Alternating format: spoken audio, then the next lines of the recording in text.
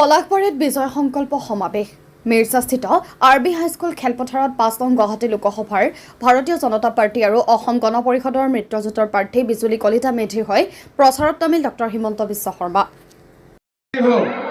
সকলোকে বহাগ বিহুৰ শুভেচ্ছা আৰু সকলোকে মোৰ মৰম শ্ৰদ্ধা আৰু প্ৰণাম। গৰম লাগিছে নেকি? বেছিটো গৰম নাই? বেছি গৰম নাই এতিয়া, হয় না নহয়? নালগে গৰম। ৰাতিপুৱা মই যেতিয়া সৰ্থেবাৰী গৈছিলোঁ বহুত গৰম আছিলে। মই ভাবিছিলোঁ ইয়াতো গৰম হ'ব, পিছত ইয়াতে গৰম কম আছে আজি পলাশবাৰীত, হয়নে? ৰাইজ আহি আছে, হেমাংগ ৰাইজ আহি আছে, কি কৰা যায় এতিয়া? 4টাত আহিব বুলি কিয় ভাবিলে? হয় নেকি? আচ্ছা, 3টাত ক'লে 4টাত আহিব, 1 ঘণ্টা পিছত।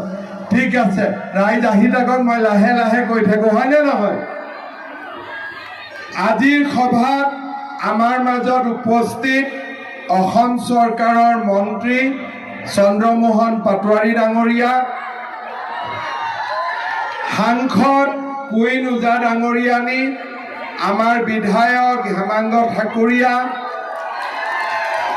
অঞ্জন গোস্বামী ডাঙৰীয়া, বিদ্যাসাগৰ বৰা ডাঙৰীয়া, প্ৰাক্তন মন্ত্ৰী ডক্টৰ কমলা কলিতা, প্ৰাক্তন বিধায়ক প্ৰণৱ কলিতা, অনিৰ্বাণ গোস্বামী, ৰমাকান্ত বৰুৱা, খগেন নাথ, দীপেন কলিতা, অনুপ মেধি, ধনেশ্বৰ তালুকদাৰ, হিমাংশু শেখৰ বৈশ্য, কুশলজ্যোতি মালাকাৰ, ৰাজেন নাথ, হিতেশ ঠাকুৰীয়া, মিহিৰ দাস, মুনীন্দ্ৰ নাথ, ৰীনা দাস কলিতা, জয়ন্তী ৰাভা, চন্দ্ৰকান্ত কলিতা, দিলীপ ৰাভা, অনিল দাস, চন্দ্ৰকান্ত কলিতা, সুমিত ৰাভাকে আদি কৰি মঞ্চত উপবিষ্ট বিশিষ্ট ব্যক্তিসকল, আই মাতৃসকল আৰু যুৱক যুৱতী বন্ধু বান্ধৱীসকল,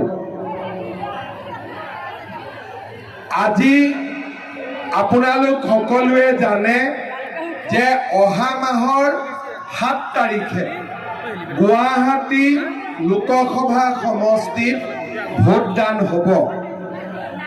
এইবাৰ গুৱাহাটী লোকসভা সমষ্টিৰ বাবে ভাৰতীয় জনতা পাৰ্টীয়ে শ্ৰীমতী বিজুলী কলিতা মেধিক প্ৰাৰ্থী হিচাপে আগবঢ়াইছে আৰু এই প্ৰাৰ্থিত্বৰ প্ৰতি অসম গণ পৰিষদ দল আৰু আমাৰ ৰাভা হাছং যৌথ সংগ্ৰাম পৰিষদ আৰু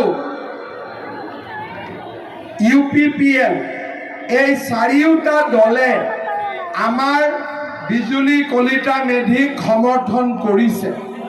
যোৱাকালি মই পশ্চিম গোৱালপাৰা সমষ্টি আৰু বকো সমষ্টিত মিটিং কৰিছিলোঁ। টংকেশ্বৰ ৰাভা ডাঙৰীয়া আমাৰ লগত আছিল আৰু আজি গণ পৰিষদ দলৰ ডক্টৰ কমলাকান্ত কলিতাও আমাৰ মাজত উপস্থিত আছে। অসম গণ পৰিষদ আৰু ৰাভা হাছং যৌথ সংগ্ৰাম পৰিষদ, বিজেপি, UPPL আৰু গণশক্তি এই 5টা ৰাজনৈতিক দলে লগ লাগি এইবাৰ আমি নিৰ্বাচনত প্ৰতিদ্বন্দ্বিতা কৰিছোঁ। গুৱাহাটী লোকসভা সমষ্টিত বিজেপি দলে প্ৰাৰ্থিত্ব দিছে আৰু আমি সকলোৱে জানো যে আমি পদুমৰ ছবিত ভোটদান কৰিব লাগিব। মই ৰাইজক এটা অনুৰোধ কৰিম, আমাৰ যোৱাকালি অসমত ভোটদান হৈছিলে। কিছুমান ভোটগ্ৰহণ কেন্দ্ৰত 90% পুলিং হয়, কিন্তু আমাৰ অসমীয়া বা আমাৰ জনজাতীয় বা আমাৰ যিবিলাক সমষ্টি আছে, পলাশবাৰীয়ে হওক, জালুকবাৰীয়ে হওক, ছয়গাঁও হওক, আমাৰ যিটো ভোটিং পাৰ্চেণ্টেজ 75% হয়, কিন্তু আমি যদি ধিং, ৰূপহী এই সমষ্টিবিলাক চাওঁ, বা আমি যদি ইয়াৰ চমৰীয়াও চাওঁ আপোনালোকে দেখিব 90% ভোটদান হয়। সেইকাৰণে হিন্দীত এটা কথা আছে, পেহেলে ভোটদান বাদ মে জলপান। তাৰ মানে প্ৰথমতে ভোট দিম, পিছত আহি ভাত খাম।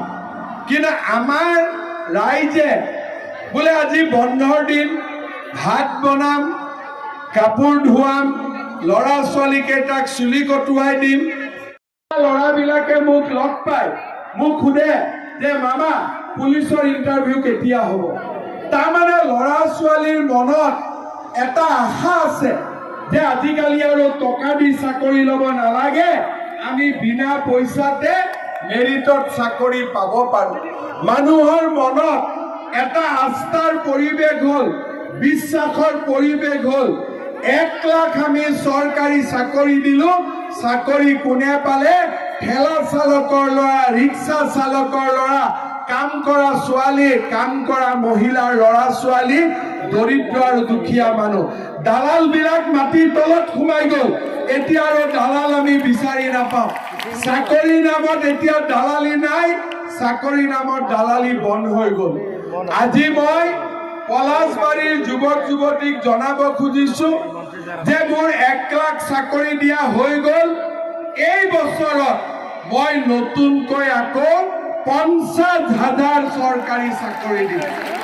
50,000 চৰকাৰী আৰু চাকৰি দিম।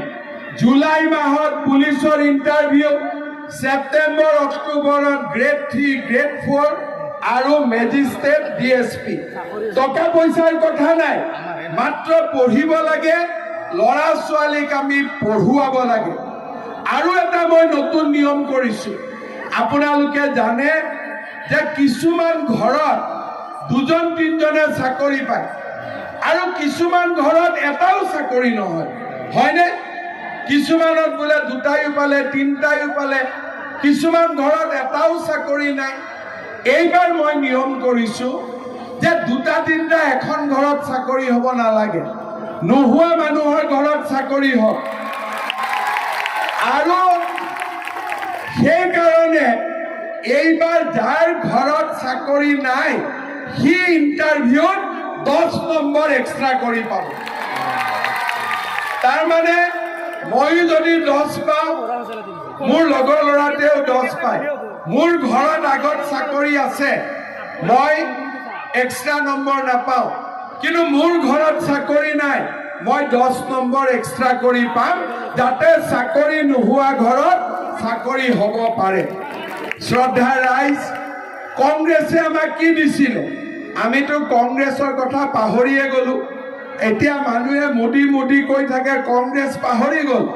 কিন্তু কেতিয়াবা কংগ্ৰেছৰ কথা মনত পেলাব লাগে। কংগ্ৰেছৰ আঁচনি কি আছিল? ধুতি, লুঙি, সূতা, কম্বল, হয়নে? কি আঁঠুৱা, ময়ে পাহৰি যাওঁ। ধুতি, লুঙি, আঁঠুৱা, কম্বল, এইবিলাক কংগ্ৰেছৰ দিনত আঁচনি আছিলে। মানুহে এইবিলাক আঁচনি লাইন পাতে, তাতে কোনোবাই দালালে 2 টুকুৰা লৈ যাব, 1 টুকুৰা দিব।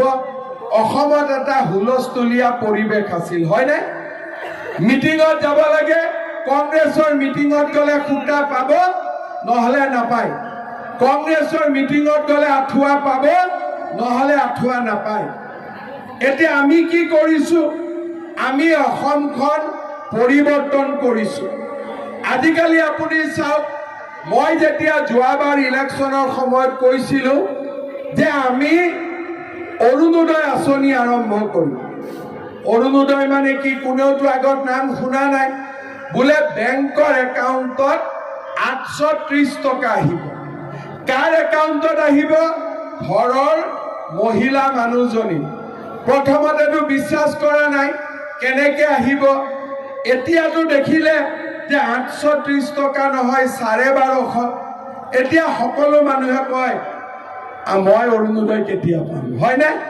চবকে আজি অৰুণোদয় লাগে নে নাই? চবকে অৰুণোদয় লাগে নে নাই? আমাৰ বিজেপিকতো লাগেই, কংগ্ৰেছৰ মানুহবিলাকেও কয় আমি অৰুণোদয় কেতিয়া পাম, হয়নে? এতিয়া মোক এটা কথা কওকচোন, পলাশবাৰীত অৰুণোদয় পাব কোনে কোনে বাকী আছে? হাত ডাঙৰ, অলপ হাতখন দাঙি ৰাখক। ঠিক আছে, এতিয়া হাতখন নামক। কোনে কোনে অৰুণোদয় পাই আছে? হাত ডাঙৰ। কোনে কোনে পাই থকা বিলাকে হাত দাঙিব লাজ কৰে? কাটা নাযায় দিয়ক, দাঙি দিয়ক। মোক এজন এটা ফূৰ্তিৰ কথা কওঁ। এখন মিটিঙত মই কলো অৰুণোদয় নোপোৱা বিলাকে হাত দাঙক। নোপোৱা বিলাকেতো পুৰা জোৰ কৰি হাত দাঙি দিয়ে। তেতিয়া পোৱা কোনেও হাত নাদাঙে। মই বোলো পোৱা বিলাকে কিয় হাত নাদাঙে? এজনে কলে যে পোৱা বিলাকে ভয় খায়, হাত দাঙিলে কিজানি কাটা যায় বুলি। যি নহওক, এইবাৰ এটা মই অৰুণোদয়ৰ নতুন নিয়ম কৰিছো। আমাৰ ৰেচন কাৰ্ড কাৰ কাৰ আছে? হাত দাঙকচোন। চবৰে আছে। গতিকে এইবাৰ আপোনালোকক এটা মই ভাল খবৰ দিব খুজিছো। কওক, কাৰ্ডখনৰ কথা পিছত কম, শুনি থাকক। যাৰ যাৰ আকৌ এবাৰ হাত ডাঙৰ, কাৰ কাৰ ৰেচন কাৰ্ড আছে? ঠিক আছে, আপোনালোকৰ ৰেচন কাৰ্ড আছে কিন্তু অৰুণোদয় নাই, হয় নে নহয়? এতিয়া মই আপোনালোকক কথা দিলো যে যাৰ যাৰ ঘৰত ৰেচন কাৰ্ড আছে, অহা 4 মাহ 6 মাহৰ ভিতৰত সকলোৱে এটা এটা অৰুণোদয় পাব। সকলোৱে পাব। ৰেচন কাৰ্ড থকা পৰিয়াল এটাও বাদ পৰি নাযায়। যাৰ ঘৰত ৰেচন কাৰ্ড আছে সকলোৱে অৰুণোদয় পাব। এতিয়া কাৰ কাৰ ৰেচন কাৰ্ড নাই? হাত ডাঙৰ। এতিয়া মই